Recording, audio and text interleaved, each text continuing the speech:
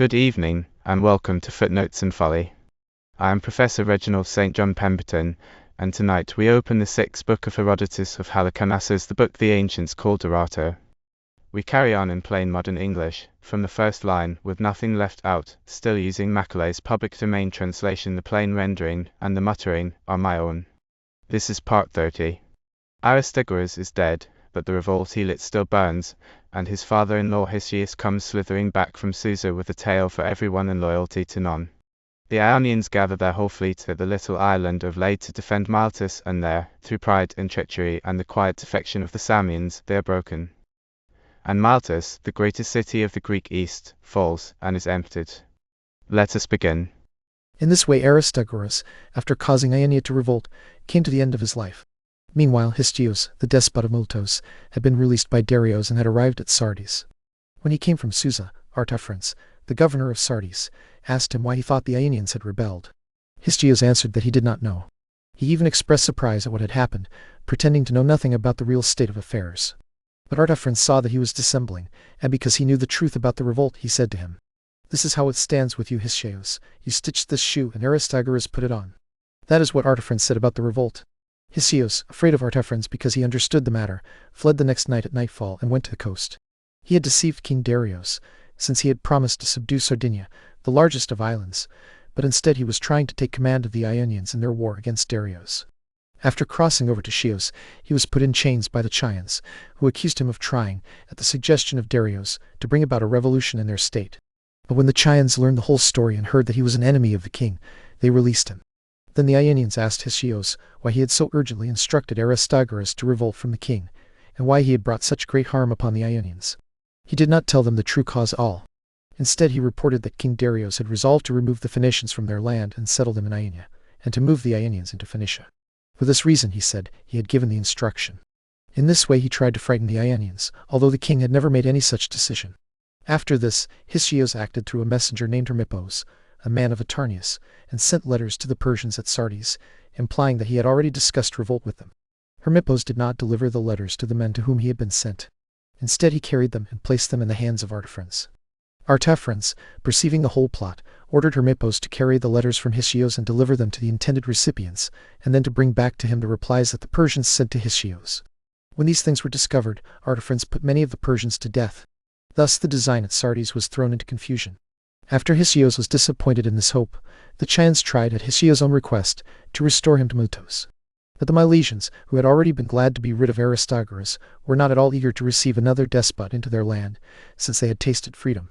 Indeed, when Histiaeus tried to return to Miletus by force under cover of night, one of the Milesians wounded him in the thigh. Repulsed from his own city, he returned to Chios. From there, because he could not persuade the Chians to give him ships, he crossed over to Macmillan and tried to persuade the Lesbians to give him ships. They manned 8 triremes and sailed with Histiaeus to Byzantium. Taking up their station there, they captured the ships sailing out of the Pontus, except in cases where the crews said they were ready to obey Histiaeus. While Histiaeus and the men of Macmillan were doing this, a large army, both by sea and by land, was threatening to attack Miletus itself. Persian commanders had joined their forces into one army, and were marching on Miletus, regarding the other cities as less important. Among their naval forces, the Phoenicians were the most zealous, and with them also served the Cyprians, who had just been subdued, as well as the Cilicians and Egyptians. These forces were advancing against Miletus and the rest of Ionia. Meanwhile, when the Ionians were informed of this, they sent chosen deputies from among themselves to the Pannonian. When the deputies arrived there and held council, they decided not to gather a land army to oppose the Persians. Instead, the Milesians were to defend their walls by themselves, while the Ionians were to man their fleet, leaving out not one of their ships, and then assemble as quickly as possible at Lade to fight a sea battle in defense of Miletus. Lade is a small island lying opposite the city of the Milesians. The Ionians then manned their ships and came there, and with them came the Aeolians who inhabit Lesbos. They were drawn up in this order. The eastern end of the line was held by the Milesians themselves, who provided 80 ships. Next to them were the Prenians with 12 ships, and the men of Myus with 3. Next to those of Myus were the Teians with 17 ships. After the Teians came the Chians with 100. After these were stationed the men of Erythrae and Phocaea, the former providing 8 ships, and the latter 3. Next to the Phocians were the Lesbians with 70 ships, and last, holding the western end of the line, were the Samians with 60 ships. The total number of all these triremes was 353. These were the ships of the Ionians. The barbarians had 600 ships. When these also had come to the Milesian coast, and when their whole land army was there too, the Persian commanders learned the number of Ionian ships, and became afraid that they might not be able to defeat them. If they failed to win command of the sea, they would be unable to capture Miletus, and at the same time they would risk being punished by Darius. Thinking this over, they gathered the despots of the Ionians, who had been exiled among the Medes after Aristogoras the Milesian had deprived them of their governments, and who happened then to be taking part in the expedition against Miletus. They called together those of these men who were present and spoke to them as follows. Ionians, now let each of you show himself a benefactor of the king's house. Let each of you try to detach his own countrymen from the allied force. Make your offers, promising at the same time that they will suffer nothing harsh because of the revolt. Neither their temples nor their private houses will be burned, and they will not be treated any worse than they were before. But if they will not do this, and are determined to fight us in every way, then threaten them and tell them what will truly happen to them. If they are beaten in battle, they will be reduced to slavery. We shall make their sons eunuchs, remove their maidens to Bactria, and hand over their land to others. So they spoke, and the despots of Ionia each sent messages by night to their own people, announcing these terms. But the Ionians to whom the messages came remained stubborn, and would not accept the thought of betraying their cause. Each people believed that the Persians were sending this message to them alone. This happened as soon as the Persians came to Miletus. After this the Ionians gathered at Lade and held meetings.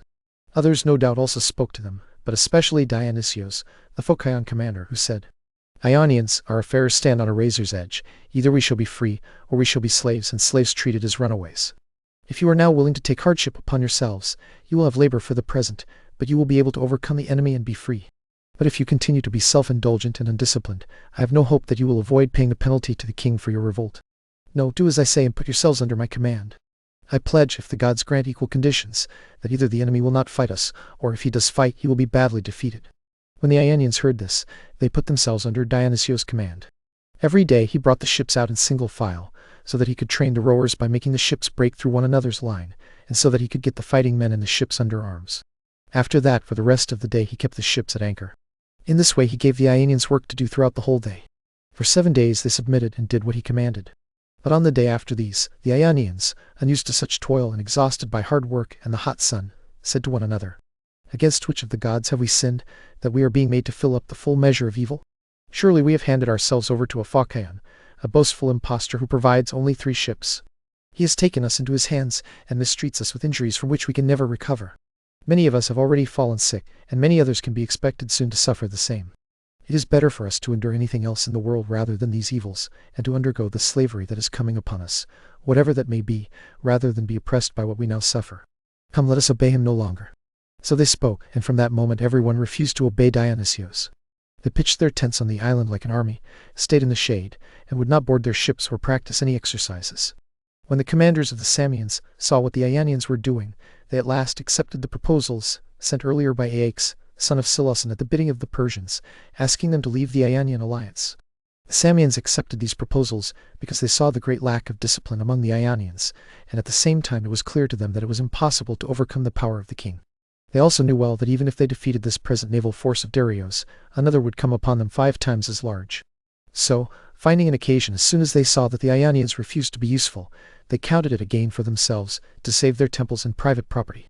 Aix, from whom the Samians accepted the proposals, was the son of Seleucus, son of Aix. He had been despot of Samos, and had been deprived of his rule by Aristogoras the Milesian, just like the other despots of Ionia. So when the Phoenicians sailed to the attack, the Ionians also put out from shore against them in single file. When they drew near and engaged one another in battle, I am not able to record exactly which of the Ionians proved cowards and which proved brave in that sea fight, for they blame one another. It is said, however, that the Samians, according to their agreement with Aix, then raised their sails and left their place in the line to sail back to Samos, except for 11 ships. The captains of these stayed in their places and took part in the sea fight, refusing to obey the commanders of their division. Because of this, the public authority of the Samians granted that their names, along with their fathers' names, should be inscribed on a pillar, since they had proved themselves brave men, and this pillar still stands in the marketplace. Then the Lesbians also, when they saw that those next to them in the line were fleeing, did the same as the Samians had done, and most of the Ionians did the very same thing. Of those who remained in their places in the sea fight, the Chians suffered very severely, because they displayed brilliant deeds of courage and refused to act as cowards. As was said before, they provided 100 ships, and in each of them 40 picked men of their citizens served as fighting men. When they saw the greater number of their allies deserting them, they did not think it right to behave like the cowards among them. Instead, left with only a few of their allies, they continued fighting and kept breaking through the enemy's line, until at last, after they had captured many enemy ships, they lost the greater number of their own. The Chians, with the ships that remained to them, fled back to their own land. But those Chians whose ships had been disabled by the damage they had taken were pursued and fled for refuge to Macaulay. There they ran their ships ashore and left them behind, while the men themselves went on foot across the mainland. As the Chians were passing through Ephesian territory on their way, they entered it by night, at a time when the women of the place were celebrating the festival of the Symphorия. The Ephesians had not heard beforehand what had happened to the Chians, and when they saw an armed body entering their land, they naturally supposed that these were robbers who had designs upon the women. So they came out all together to defend them, and they killed the Chians. Such was the fortune that befell these men. But Dionysius the Phocion, when he saw that the Ionian cause was ruined, sailed away after capturing 3 ships of the enemy. He did not sail any longer to Phocaea, for he knew very well that it would be reduced to slavery along with the rest of Ionia. Instead, he sailed immediately straight to Phoenicia. There he sank merchant ships and took a large amount of goods, and from there he sailed to Sicily. Making that his base, he became a freebooter, though he did not plunder any Hellenes, but only Carthaginians and Teassinians. The Persians then, after defeating the Ionians in the sea battle, besieged Miletus by land and sea. They undermined the walls and brought every kind of engine against the city, and they took it completely in the 6th year after the revolt of Aristogoras. They reduced the people to slavery, so that the disaster matched the oracle that had been uttered about Miletus. For when the Argives were inquiring at Delphi about the safety of their city, an oracle was given to them that applied to both peoples. Part of it referred to the Argives themselves, while the part added afterward referred to the Milesians. I will record the part that concerned the Argives when I reach that place in history, but what the oracle uttered about the Milesians who were not present there was this. And at that time, O Miletus, contriver of evil deeds, you shall become a glorious gift and a banquet for many. Then your wives shall be forced to wash the feet of the long-haired, and at Didyma my shrine shall be tended by others. At the time I am speaking of, these things came upon the Milesians. Most of the men were killed by the Persians, who are long-haired, and the women and children were treated as slaves. Temple at Didyma, together with the sacred building and the sanctuary of the oracle, was first plundered and then burned. I have often mentioned the things in this temple and other parts of the history. After this, the Milesians who had been taken prisoner were led away to Susa. King Darius did them no further harm, but settled them by the sea called the Erythraeon, in the city of Amp, beside which the Tigris flows when it runs out into the sea. Of the Milesian land, the Persians themselves kept the area around the city and the plain, but they gave the highlands to the Carians of Padassa as their possession. When the Milesians suffered this treatment from the Persians, the men of Sybaris, who were living in Laos and Skidros after being deprived of their own city, did not repay like with like. For when Sybaris was captured by the men of Croton, all the Milesians, from the young men upward, shaved their heads and went into deep mourning. These cities, more than any others known to us, were bound together by ties of friendship. The Athenians did not behave like the Sybarites. They made it clear that they were grieved at the capture of Miletus in many other ways, and especially in this one. When Phrynichus had composed a drama called The Capture of Miletus and brought it onto the stage, the whole audience fell to weeping. The Athenians then fined the poet 1,000 drachmas on the ground that he had reminded them of their own calamities, and they also ordered that no one should ever again perform that drama. Miletus then had been stripped bare of its former inhabitants. But among the Samians, those who had property were by no means satisfied with what the commanders of their fleet had arranged with the Medes. Taking counsel immediately after the sea battle, they decided that before their despot Aix arrived in the country, they should sail away and found a colony, rather than remain behind and become slaves of the Medes and of Aix. For just at this time the people of Zancle and Sicily were sending messengers to Ionia, inviting the Ionians to come to the fair strand, because they wished to found a city of Ionians there. This place called the Fair Strand is in the land of the Sicilians, on the side of Sicily that faces Teassinia. When this invitation was given, the Samians alone of all the Ionians set out, taking with them those Milesians who had escaped. In the course of this matter the following happened. As the Samians made their way towards Sicily, they reached Locroy Epizephiroi. At the same time, the people of Zancle, both the citizens themselves and their king, whose name was Scythes, were encamped around the city of the Sicilians, wishing to conquer it. Anaxilaus, the despot of region, noticed this. Since he was then at odds with the men of Zancle, he communicated with the Samians and persuaded them that they ought to leave the Fair Strand alone, the place to which they were sailing, and seize Zancle instead, since it had now been left without men to defend it. The Samians did as he said, and took possession of Zancle. When the men of Zancle learned that their city was occupied by an enemy, they set out to rescue it, and invited Hippocrates, the despot of Gela, to help them, for he was their ally.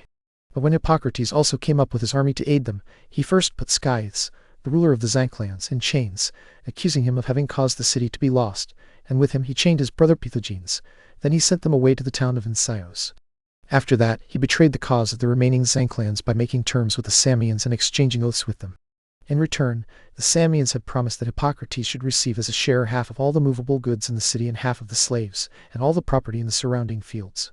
So he put the greater number of the Zancleans in chains, and kept them himself as slaves. The leading men among them, 300 in number, he handed over to the Samians to be put to death. But the Samians did not do this.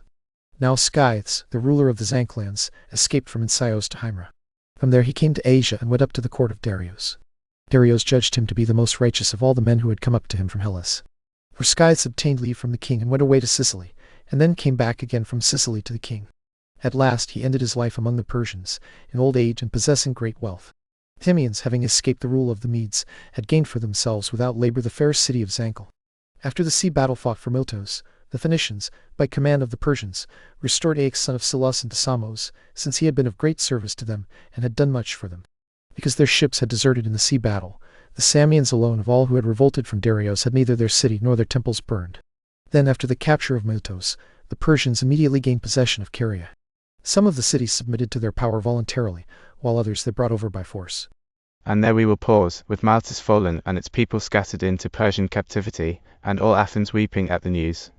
Next time, in part 31, Histiaeus reaches the end of his many ropes. The Persians sweep the islands clean. A great storm off Mount Athos does for one Persian fleet what no Greek could, and the great king's heralds fan out across Greece, demanding earth and water. Mind the footnotes, and beware the folly.